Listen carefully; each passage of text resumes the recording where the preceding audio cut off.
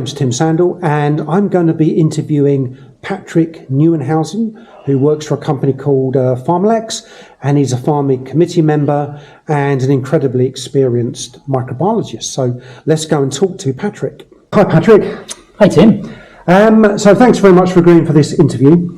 The first question I had was whether you could just explain a bit about yourself and your current role at Pharmig. Okay. Well, first of all, thanks for having me. And so my name is Patrick Nieuwenhuizen. I'm a director principal consultant within Pharmig.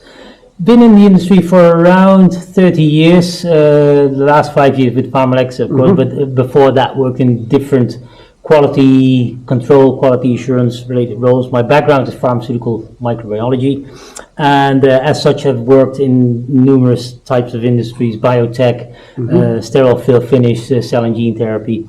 That's a bit of my background. Okay, fantastic. And how did you get into pharma in the first place? You know, what did you study, or what other kind of roles have you done over the years? Yeah. Well, I studied microbiology, so I got my bachelor's then, and then in 1995 I got my first job in the pharmaceutical industry. Okay. And started to work as many of us in the QC labs, doing bioburden testing, environmental monitoring, etc., etc. And gradually I moved through the ranks, moved to QA, got some experience there, then moved into a supervisor role, then into a managerial role, and ultimately I really appreciated the technical side of pharmaceutical microbiology. And then I had the opportunity to take a more, technical role as sterility assurance lead. Okay. And that's basically as a consultant what I'm doing now, trying to help advise people on anything that has to do with pharmaceutical microbiology and general quality GMP related questions. But yeah, my heart is with pharmaceutical microbiology. Okay. Yeah. Fantastic. Yeah. And if there was you bumped into a young person today who was thinking about taking a career change or getting into pharmaceutical microbiology for the first time, what advice would you give them? What sort of things courses should they go on? What things should they read? Who should they talk to? That sort of thing. Yeah. Well, first, of course, a bit of a decent science background, microbiology. Of course, as you know, Tim, I had the wonderful opportunity to do my master's degree with University of Manchester with the PMAT that I completed successfully. But it's about make sure you have the right education, of course, but continue to develop yourself. What I really liked is you have the opportunity to see many parts of the company when you are a microbiologist. So it's not only the lab. Go out and about, and that's what we always say, learn about the engineering aspects, learn about how an HVAC system is working, your Wi-Fi system. There is so much more than only the laboratory. So I would always say, be curious, ask questions and learn from it. How does it apply? So always be open for new information. Every day is a school day. Yeah, but I think that you're saying be curious, I think is really good. You've got to have that keenness to learn. And you have to, and I think that's maybe one of the misconceptions that people have is say microbiologist, that's all based in a lab. I would say the other part is true. It's the lab is only a very small part of the whole thing. Yeah, absolutely. Yeah. We now kind of change the subject a little bit to sort of contamination control. And there's also been a lot of discussion around Annex 1 and the Contamination Control Strategy. And I know probably by now a number of companies have probably started to establish theirs and everything. But what would you say were the top 3 or maybe 5, how many you want to come up with, really essential things that such a document should contain? Well, first of all, it should be risk-based. Okay. I've seen quite a number of examples where they write a document and they call it the Contamination Control Strategy, and it's basically just a summary of other documents without any further explanation, the hows and the whys. So recognize, first of all, your process. So what process are you talking about that you are focusing your contamination control strategy on.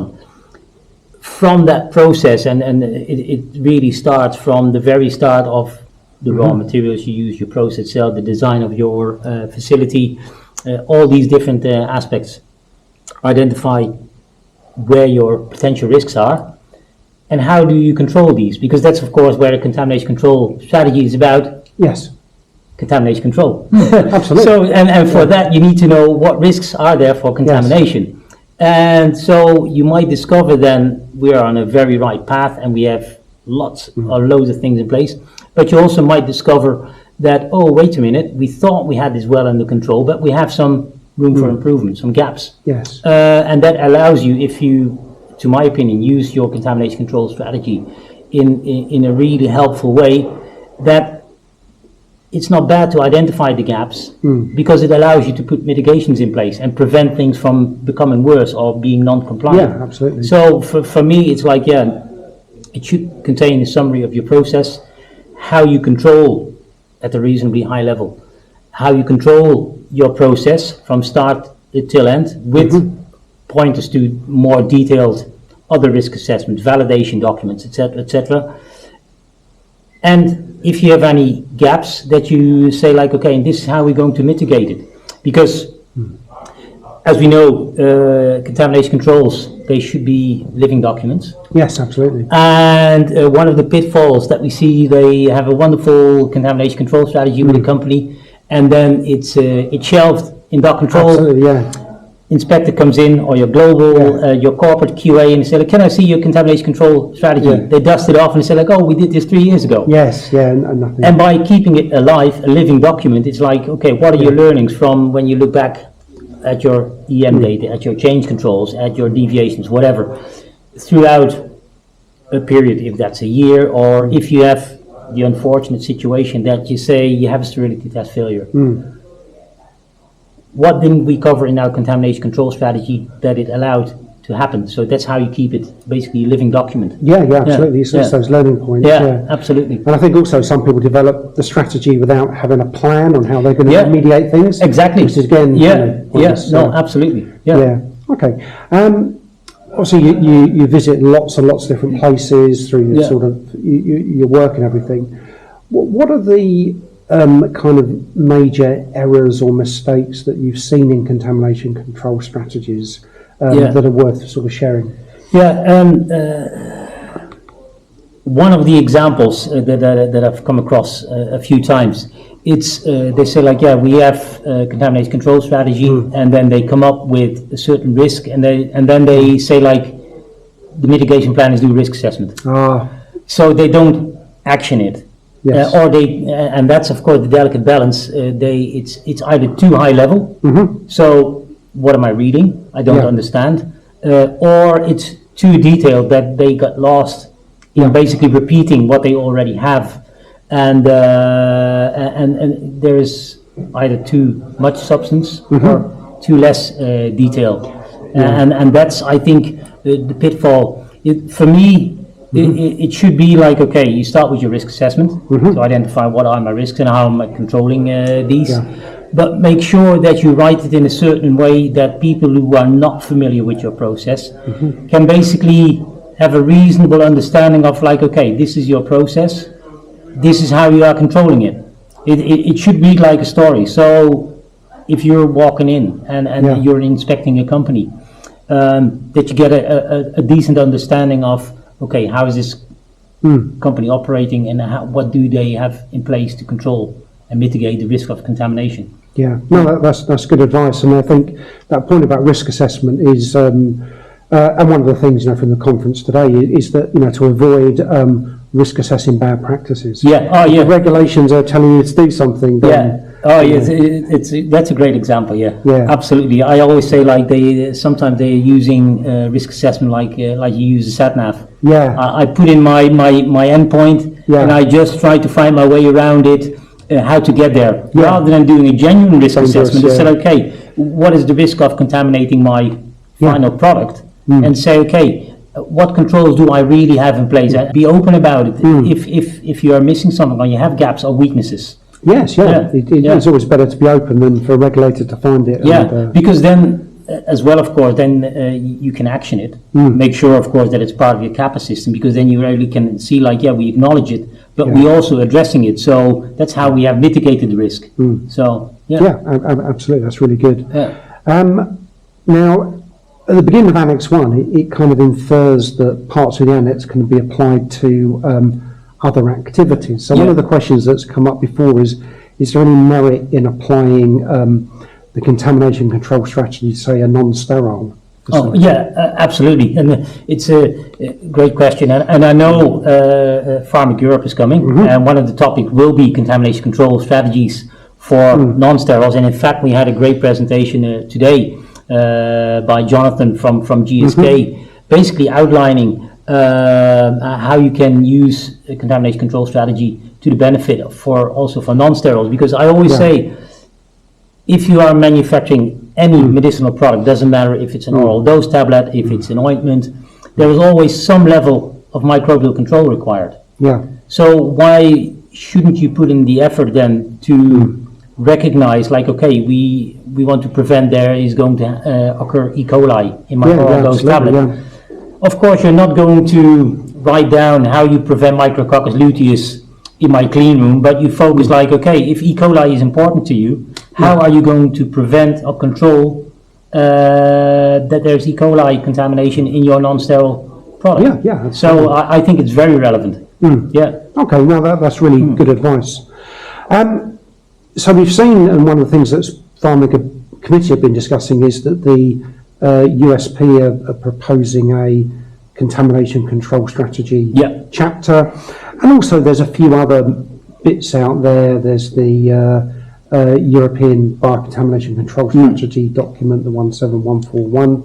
How useful are these documents, or relevant? Are they adding anything to what Annex 1 is offering? Of course, like, although Annex 1, it's a European document, but we all know, like, it's adopted by PICS, so because it's adopted by PICS and the WHO, it's a worldwide document.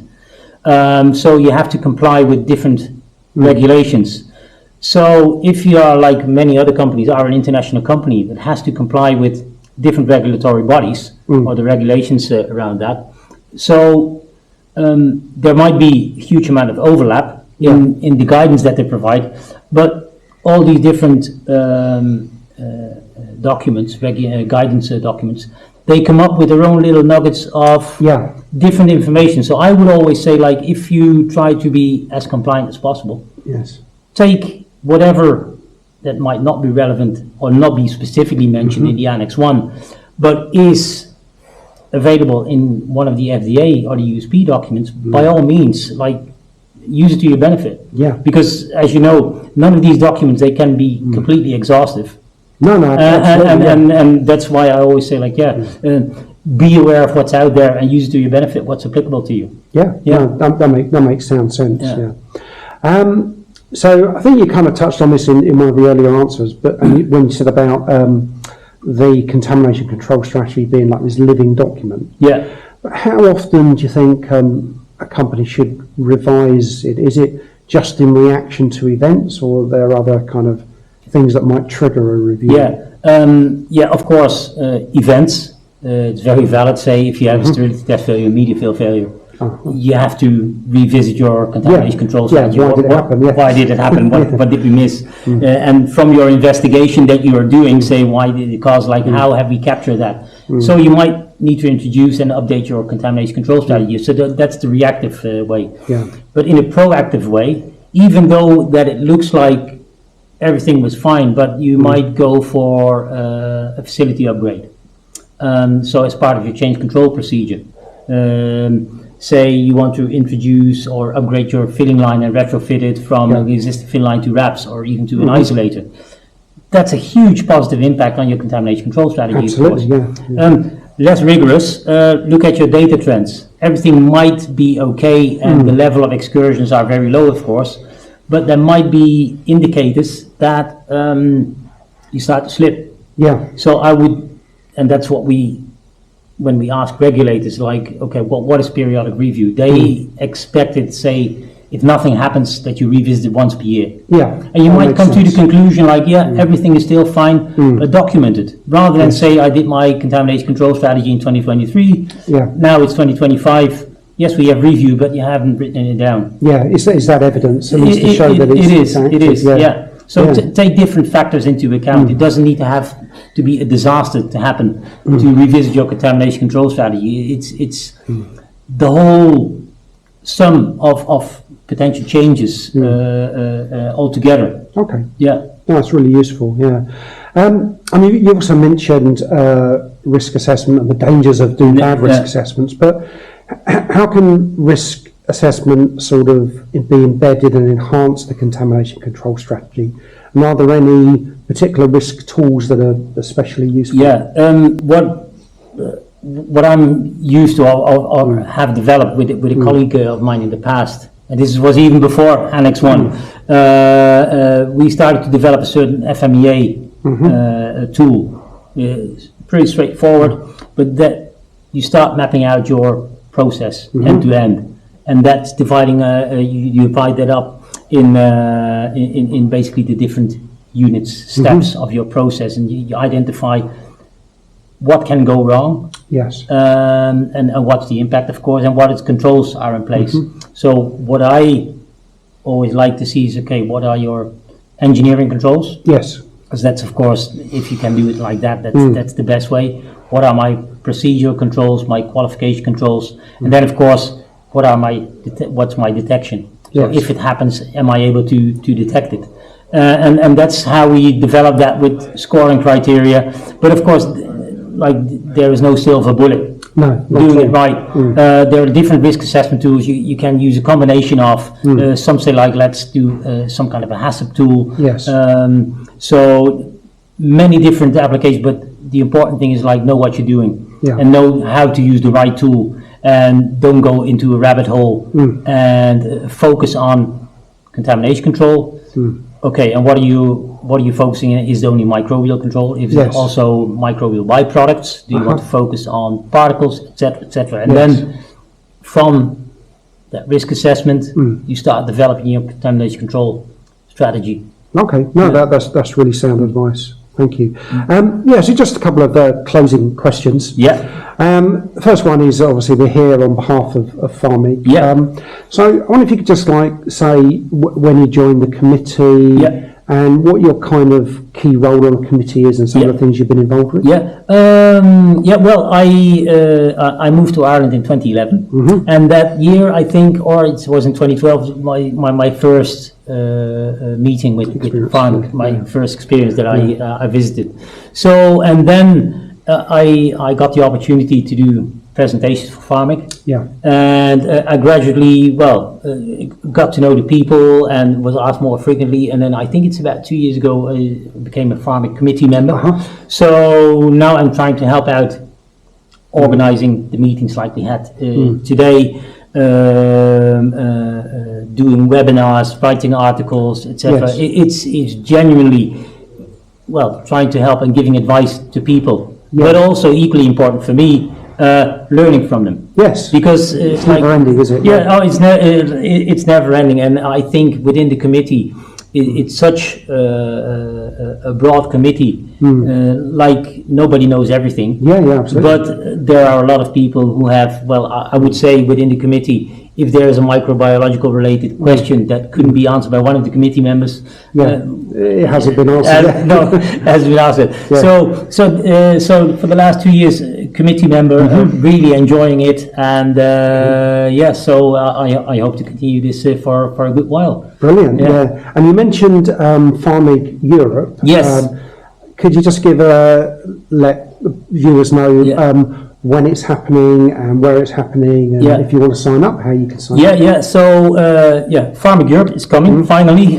We tried to do this 5 years ago, but then of course something happened with a little virus in the world, and we had to postpone it. And but now it's happening. It's on the from the top of my head on the 16th and the 17th of June, and it's going to happen near Amsterdam, near Schiphol, near the airport. So people from all over Europe, they can fly in, and it's literally Me being a Dutch person, it's literally a 10 minutes train drive or even less, and then you're at the hotel venue. Of course, it's all about pharmaceutical microbiology, steriles, non-steriles. We have a great panel of industry recognized speakers. And people, they can visit the Pharmig website. Yes. And there they can sign up. Of course, we do posts on LinkedIn. So if you are a member of LinkedIn and you are connected either with yourself or with me or with David Keane or Maxine, you can. It's very straightforward. It's literally push of a button and you can register. Yeah. Okay.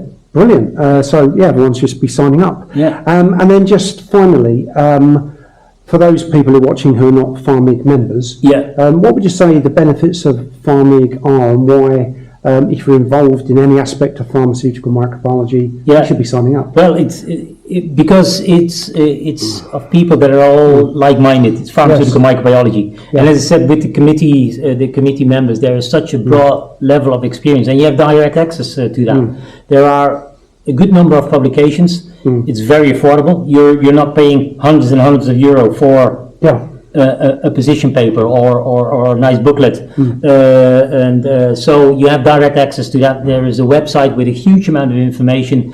We publish newsletters every month, every 3 months, and of course you have the conferences. Which you can visit them, and because you are a member, you get a massive discount on that one. And you can literally directly approach us by sending an email to the Pharmig organization and say, like, this is my question I have for you. Can you please look into that? And one of the members will respond to that. And that's the key thing. This kind of networking. It's all about information sharing for me and learning from each other, because we all deal basically with the same problems. But maybe I have a problem that you already have dealt with. And I can reach out and say, like, how do you tackle this, or have you come across such and such? And it works the other way around as well. So it's a really nice community that's out there to basically advise each other and learn from each other. And that's the great thing about being helpful and everything else. So that's brilliant. Well, Patrick, it's been a great pleasure talking to you. Likewise. Thank you for taking your time out of your busy schedule. And for the viewers at home, there'll be more information coming from Pharmig and further interviews coming up in the future. So thank you very much. Thank you very much, Tim.